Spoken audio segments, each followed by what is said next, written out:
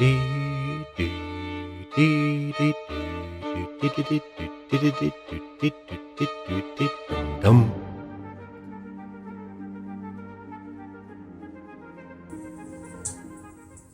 why, hello. You're back.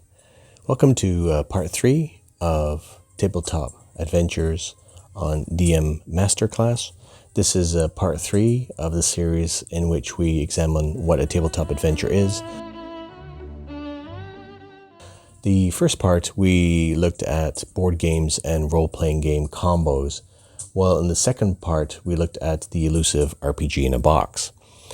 Now, in the third part, we're going to offer a third solution to board games and to role-playing games, because after all, adventures cannot just be captured in a box. They can't really be captured in an RPG when you're playing solo. Now, there will be a whole series about what it is to play solo, but that's not for here and now. When you play a game solo, be it a board game or a role-playing game, I found that the experience manifests in a more crystallized manner. Now, what does that mean? When you're in a group, which is the normal way to play board games and role-playing games, the experience is mostly about the social interaction that you have. This is why we play games, right? Now, over the last few years, and not just because of the pandemic in 2020, but for some time now, people have sometimes difficulty finding a group for a role-playing game, for instance, or even for a board game, or they find themselves with a half an hour of time on their hands and want to play a game solo.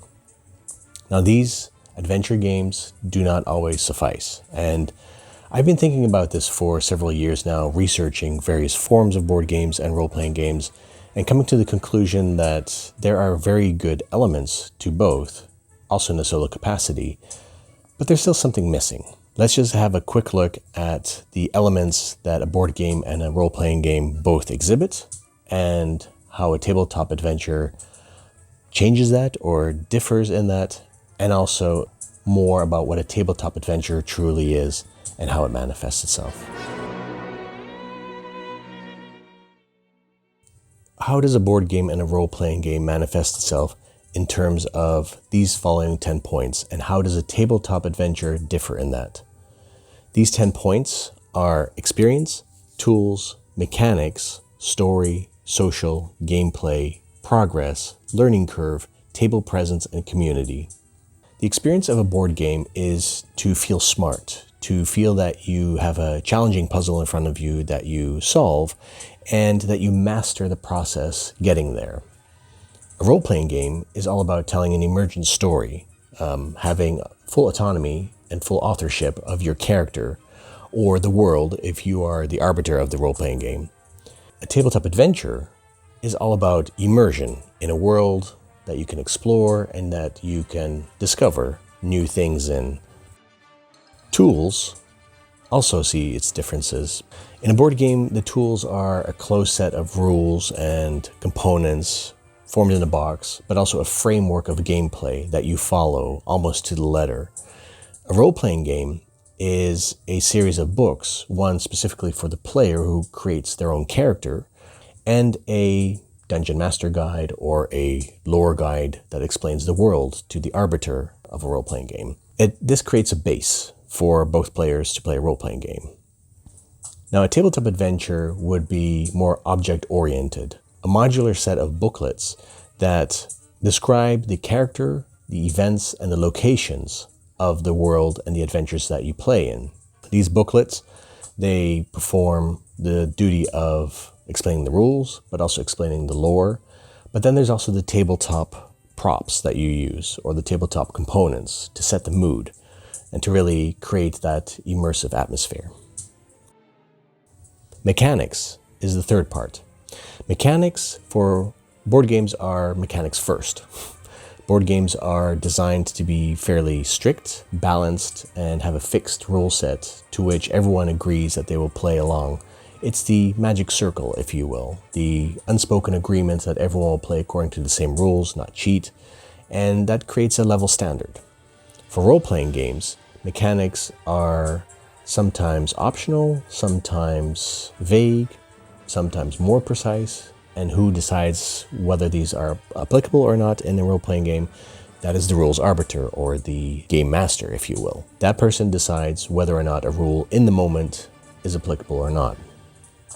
Now, mechanics for a tabletop adventure are very light. They're very intuitive, and they are always symbiotic with the story, as in that the story feeds back new mechanics to the player, and that mechanics always result in an evolving or an iterative story.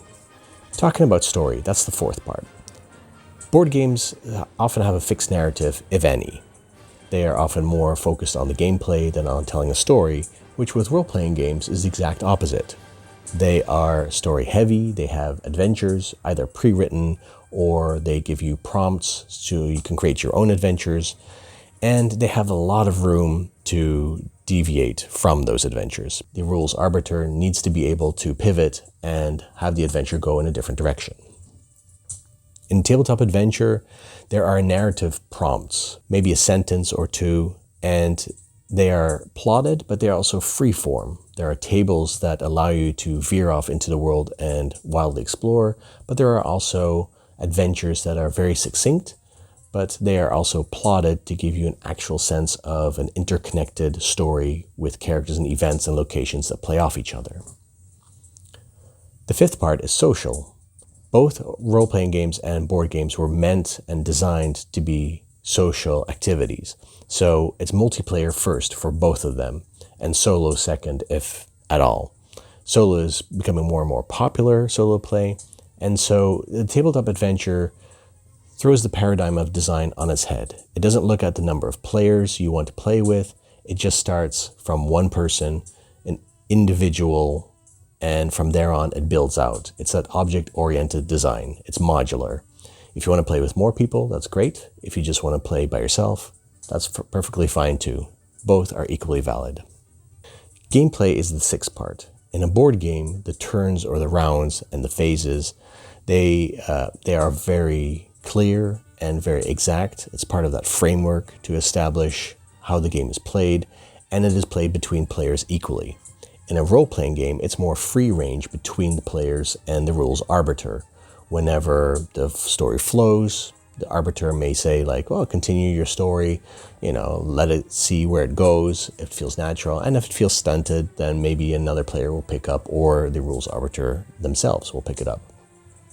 In a tabletop adventure, the gameplay is dualistic. There's a character phase and there's a world phase. And it is not to say that the point of view of the player is always through the character. In fact, it's both. It's a little bit of character and a little bit of an audience member to the world. Progress. Seventh point. Progress in board games is very important. The measurement of victory points or points towards winning the game is crucial to a board game. And the components are aimed at establishing that connection to victory points. And in a role-playing game, there's character growth and the experience points that players get, or gold or fate, to manipulate the gameplay in order for the character to survive long enough to grow into the next level. And in tabletop adventures, there is no measuring. As opposed to a role-playing game, the play is not character-centric, it is more world and character-centric at the same time. So time and energy of the characters is measured as a form of progression through the story. The eighth point is the learning curve. Board games, they have rule books with examples and maybe an introductory scenario to get you going and to teach you how to play the game. And because board games are generally, of these three forms of games, the most rule heavy, it is important that it is clearly established from the beginning what those rules are.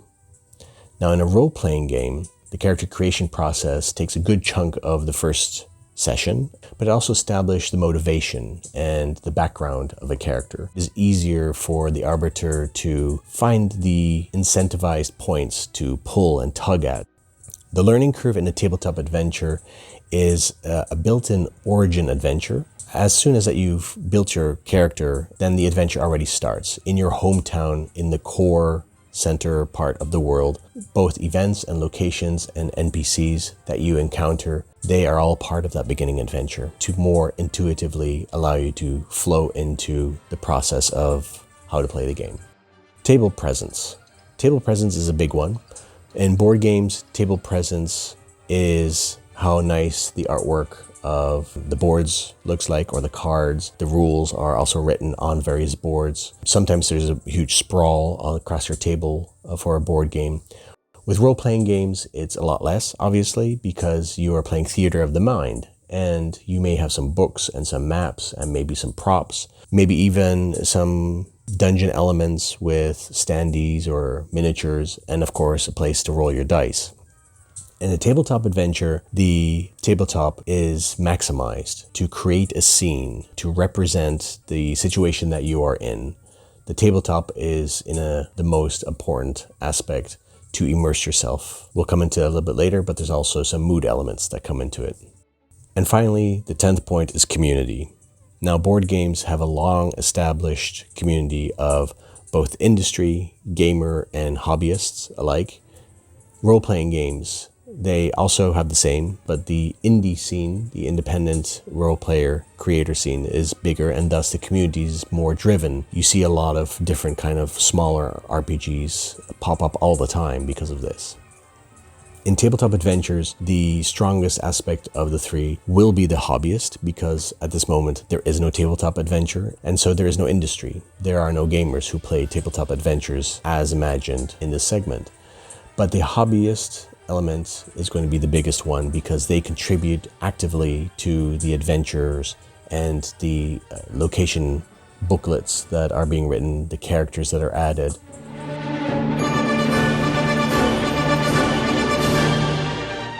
Now, we've examined these 10 points of RPGs, board games, and tabletop adventures and the differences in between. But what is a tabletop adventure now exactly? A tabletop adventure describes itself in 3 aspects. It is an adventure, it is a tabletop, and it has a design ethos behind it. The adventure itself can be described as a journey fraught with challenges, and the challenges that lead to discoveries. Taking into account the typical story structure of a character, event, and location, these 3 elements are represented in the journey, in the challenge, and in the discovery equally. The journey can be a literal journey from location to location. Events that occur may manipulate the journey or give form and color to the journey. And it can be an inward journey for the character themselves, a journey of growth. The Hero's Journey by Joseph Campbell is an excellent example of that. The challenges, equally, they can be challenges to your character to allow them to grow, but they can be challenges that are bound to a location, obstacles that you encounter, or traps, or simple terrain that you have to scale or cross in order to get from point A to point B. They can also be in the form of events. You will have to do tests, for instance, to go through heavy weather in a marsh. And discovery is not only the loot or the treasure that you may discover at the end of a challenge. It can be an actual grow moment, or a moment to connect with an NPC down the road.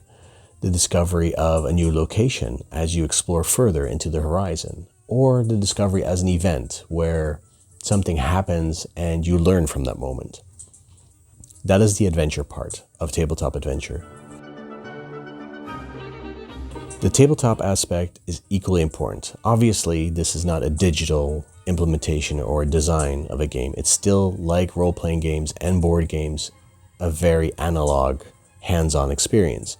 And with that hands-on experience comes a quite literal interpretation, the tactile experience that you have of manipulating components, the almost ritualistic aspect of board games, of manipulating cubes and rolling dice and playing out cards and moving meeples or characters from one location to another to activate something. There's a toy factor in that as well. This is the attraction of manipulating elements, and especially when those elements take the form of something great looking, like a nicely sculpted miniature or artwork on a card that you sort of gaze at and dream away because it is evocative and immersive. There is an immersive aspect to the tabletop. You are not playing just through the point of view of the character. There is a phase, a world phase, where you become the audience of that world and you see things unfold. It is a living world concept that inhabits your game experience, and as such, your tabletop experience needs to be immersive in a way that represents that. When you put things onto a table, you will put not only your figurines onto a map, but you may decorate that map with miniature trees or sculpted mountains or little scattered terrain items. You may actually make a journal or a log by photographing your play in that respect. It is a very cinematic feel that you're trying to create in creating a scene on the table to immerse you into that moment. The third part of a tabletop adventure is the design ethos of what it takes to design a tabletop adventure system. I am currently in the process of designing a tabletop adventure system, which I'll address in a future segment in the hobby. 5 elements come to play with a tabletop adventure system. The design needs to be dualistic. Dualistic is intuitive. What do I mean by that? Well, the gameplay of a tabletop adventure needs to be intuitive, needs to feel natural, needs to feel like you're not being held back by rules or held back by reading excessive amounts of story. Both things can actually take you out of the moment and feel intrusive and break the immersion, if you will. And so in order to keep the rule system as intuitive as possible, everything is based on a dualism. There is a character phase, there is a world phase. There is a tabletop aspect where, as a ritualistic form of play, a board game play, you have to manipulate components. But there's also a theater of the mind, emergent story that comes from that. There's a little bit of solo journaling, but also a little bit of procedural generation. I'll come into those elements when I discuss my own tabletop adventure system a little bit later in the hobby. The second part is immersion. It has to be cinematic. Cinematic play is very important for a tabletop adventure.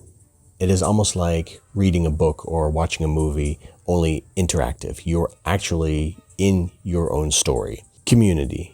The community is very important, especially in these beginning phases where a tabletop adventure does not exist yet as a concept. There's no tabletop adventure game that you can play at the moment, but the modular system of a tabletop adventure system allows for people to contribute in a meaningful way. They do not have to know a lot of design rules. They do not have to know a lot even of the world or how it manifests or even what their role in that will be.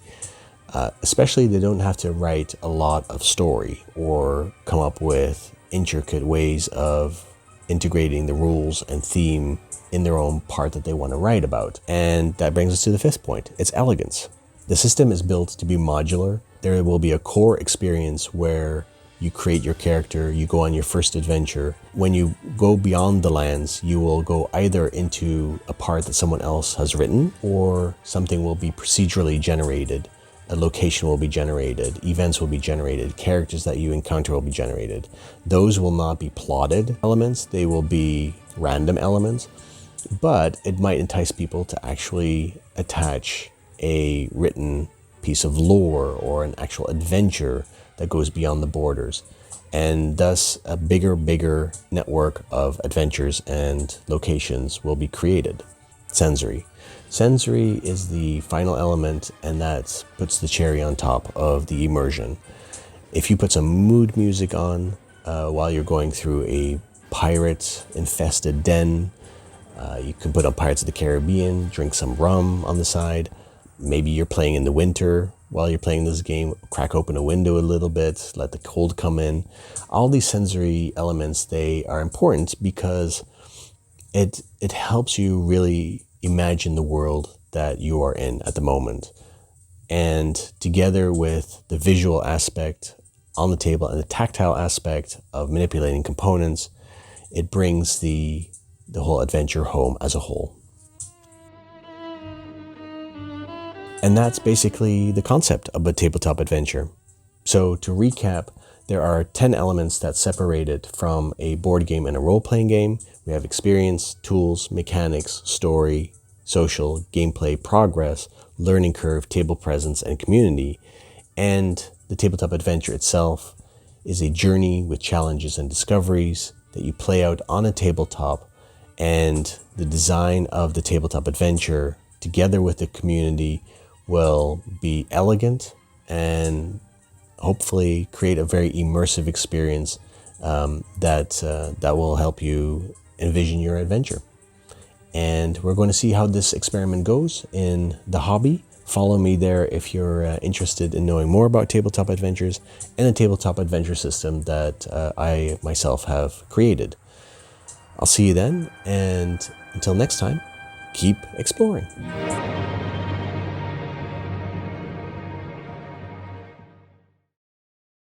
And in order for that immersion to be maximalized, is that a word, maximalized? No. And in order for that immersion to be cinematic,